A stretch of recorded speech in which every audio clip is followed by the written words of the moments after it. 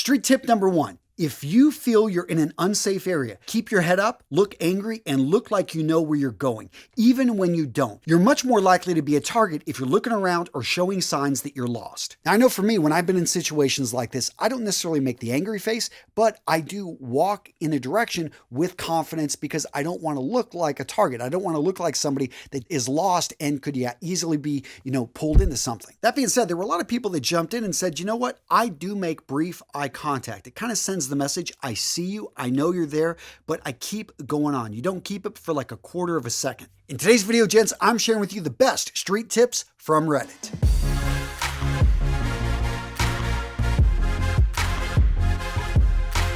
Now, for those of you that have watched quite a few of my videos, you know I don't have much when it comes to street smarts. I mean, I grew up small town, Midland, Texas, Greenwood to be specific. Yes, I've lived in cities like Los Angeles. I've lived over in New York and Washington, D.C. But when it comes down to it, I mean, you put me on the streets in Chicago, I don't probably have much when it comes to street tips. Therefore, I went over to Reddit and read through this. I'm sure some of the advice in today's video is wrong. It's horrible advice. So let me know in the comments below if you've got street tips. The next street tip, if you feel like it's a setup, it probably is. Another gentleman piped in and said, if you're talking to a stranger and they start looking around as if checking for witnesses, you gotta leave quick. Now, personally, I don't think I've ever been in a situation like this, but all of my training with situational awareness in the Marine Corps talked about not just listening to the words, but looking at the way people are behaving.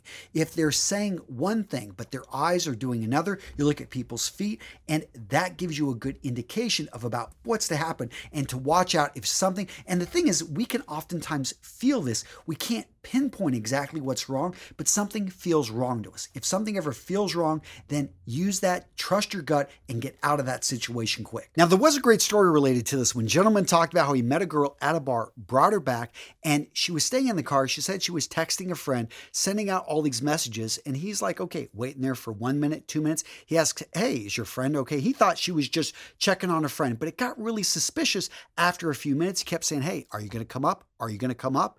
And eventually, he just left her down there. He didn't actually specify if he left her in the vehicle. I assume that they were out of the vehicle, and he went ahead and went up. He looked out of his window, and within a few minutes, another car arrived, and they talked for a few minutes. She jumped in, and they left. Now, was it a setup? Who knows? But, it's one of those things. Again, you don't feel it's a good situation, get out of it. Never count your cash in public, even if it's singles. And if you've got big bills, wrap them in those singles. Now, I don't know when or where I picked this up, but I do this. I take my smaller bills, I wrap them around bigger bills, but in general, I've never counted my money in public. I always keep things really discreet. I do count change when I receive it, but after that, it goes in the pocket, it stays hidden. If somebody randomly starts commenting about your shoes, get out of there. Seriously, use those shoes to start running. So I remember, we were in New Orleans. I was 22 years old. We went down there for spring break, a bunch of my college friends, and we had the classic, hey,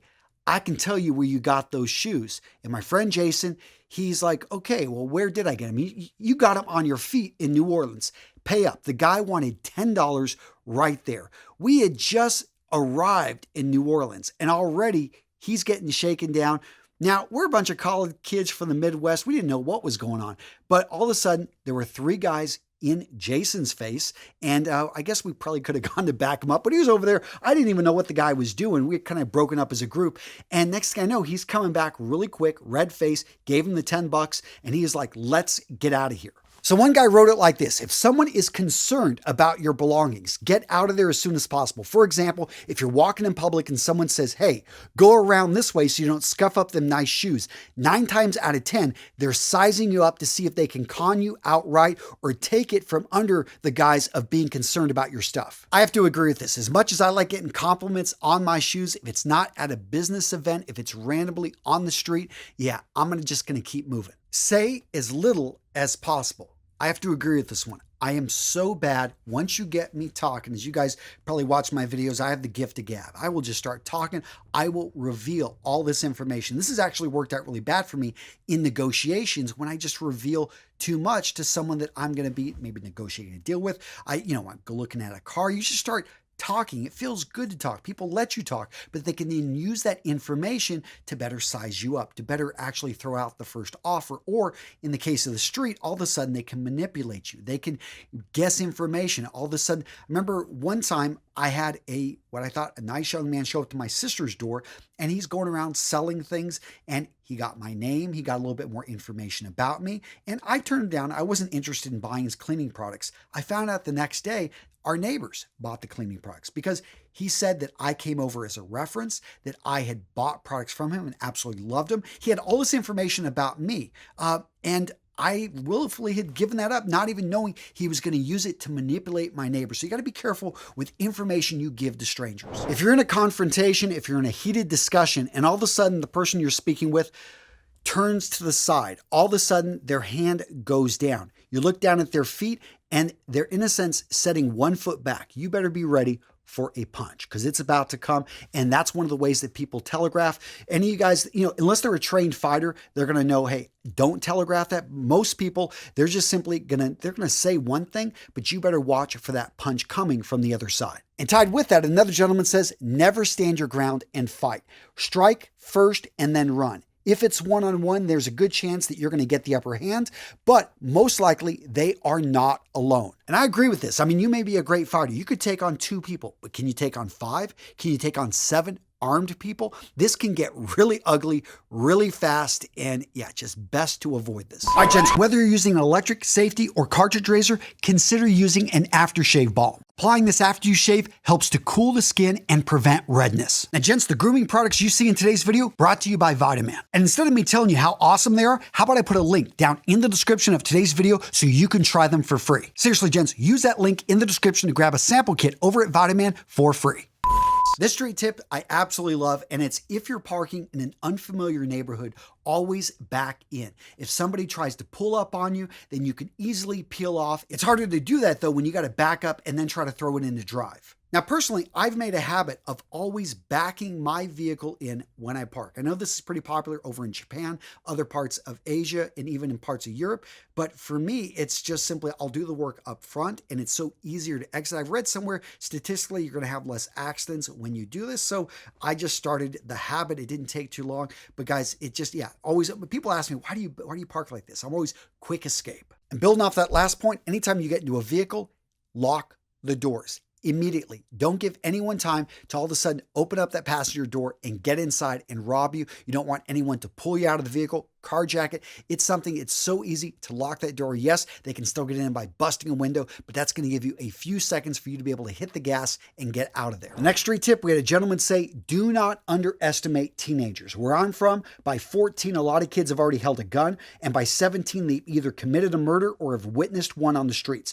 Don't let their baby faces fool you. They're young, reckless, and eager to prove themselves in the streets. Don't underestimate teenagers. So I did this with my son. He's 13, and let's go for a run. I want to see how fast it was. The kid tore me apart. But seriously, there are, 14-year-olds, 15-year-olds. They've held more guns than probably a lot of you guys. I mean, they're street smart. These, they may look young. They may look innocent, but you get up close, they can be ruthless. And it's something you just got to understand that you become a man much quicker, I think, on the streets when you're put into these situations. And by that, you can take that definition however you want. But the point is, you've got to be careful. Even if they look like a kid, they may not end up treating you like a parent.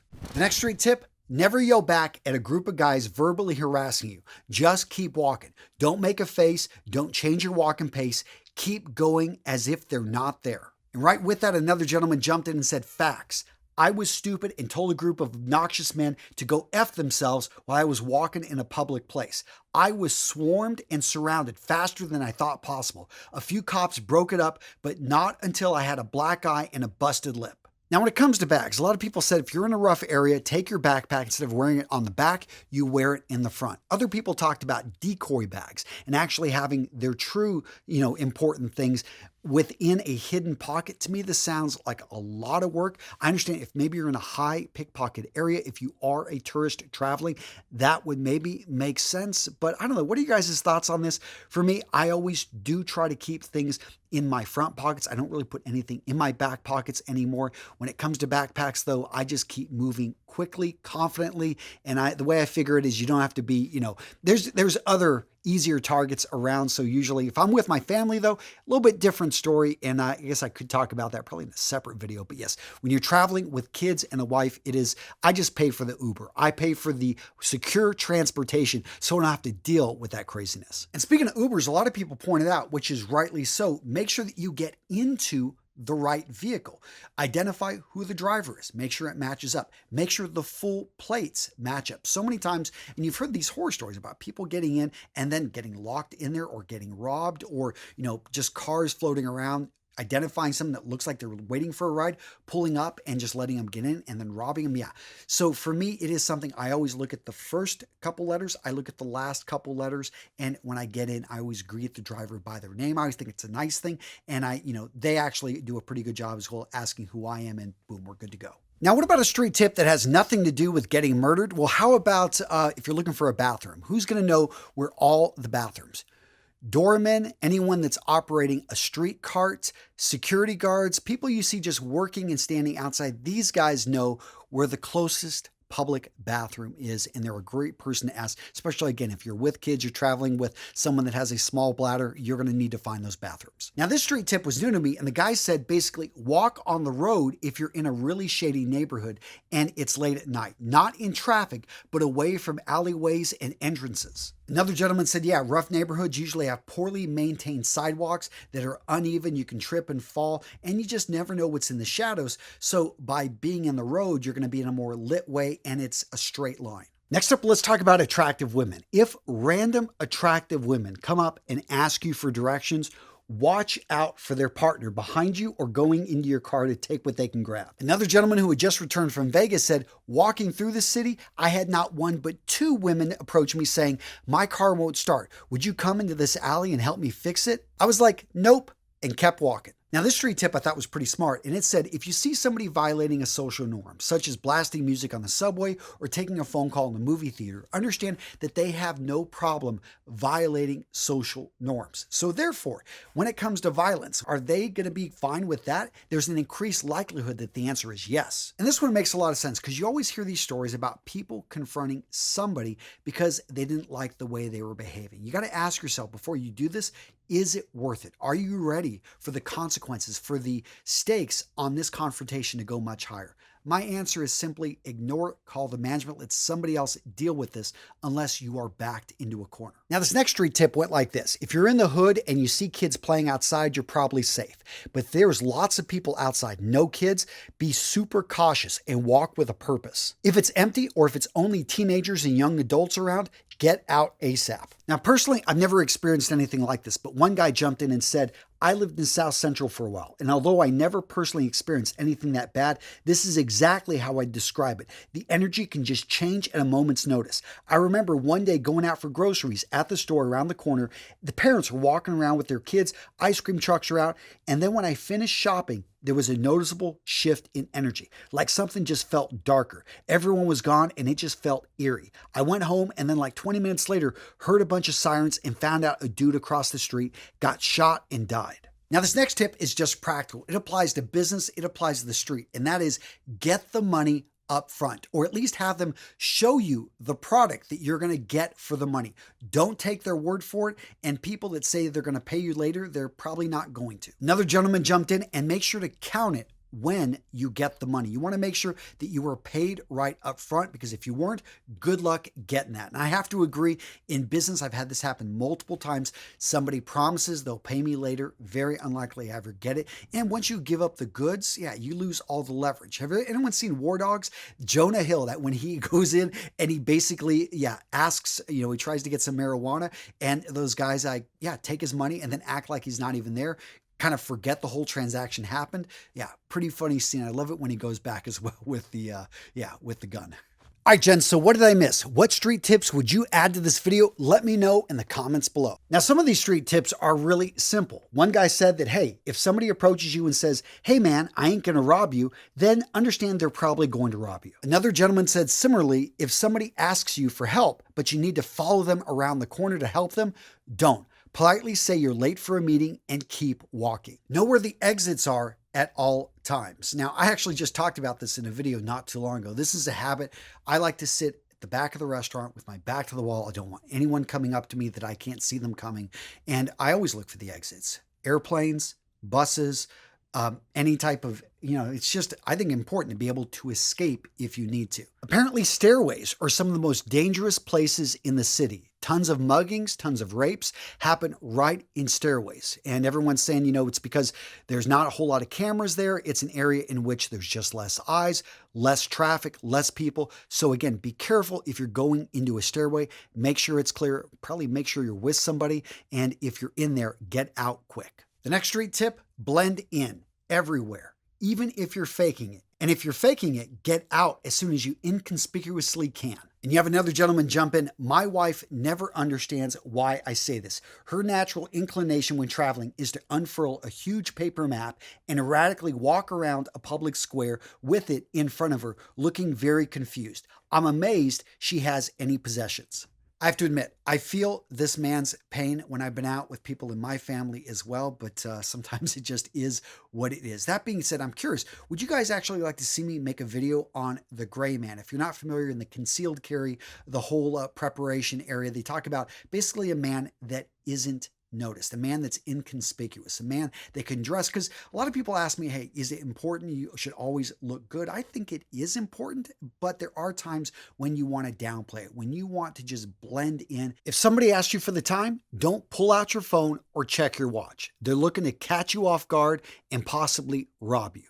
Just keep walking. This one's actually, I know, kind of tough for me. I like to think, maybe they just really want the time. If you're buying something on Facebook Marketplace or you're selling something and you're going to be exchanging money, you're going to be exchanging goods, make sure that you meet this person in a public place, preferably with cameras, maybe a police station parking lot, maybe a bank parking lot. Again, a place where it's public, where you can see something coming. If it's looking a little bit odd, if you feel uncomfortable, of course, get out of there. But when you get paid, count that money right there. Make sure it's correct. If you're going to be getting an item, make sure you can see the item before you give them the money. Now, this street tip I thought was really good, and that is never commit a misdemeanor when you're committing a felony. Example, don't be jaywalking when you are illegally carrying a gun. If you have a warrant out for your arrest, it's probably smart not to be speeding. Now, for any of you guys in law enforcement, you know that this is one of the ways that officers catch so many people that, yes, have committed bigger crimes, don't get caught for that,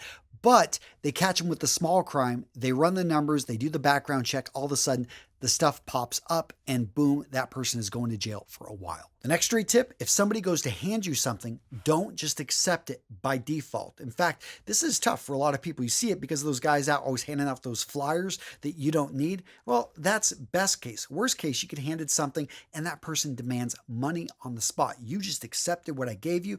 That's $10. That's $25. Whatever it may be, all of a sudden they're demanding money from you. If this happens, drop it and get out of there. Now, what about street advice for carrying a weapon? So I didn't see much in there, but there was one I absolutely loved, and that is carrying a high-powered flashlight. Lord Skellig put it like this: the most practical self-defense item you can own is a very high-powered flashlight, especially one with a strobe function. Drawing a weapon always escalates the situation and cannot be done legally in a lot of situations. None of this applies to a flashlight. They can be carried legally, inconspicuously, and they do a great job of blinding people whenever you shine it right in their face. And as a bonus, flashlights are just really handy things to have on you. So what video to watch next? How about the skills that every man needs to master? In this video, guys, I lay it out for you. Find out what they are, boom, by clicking here. Yes, when you click here, you'll magically go to the next video.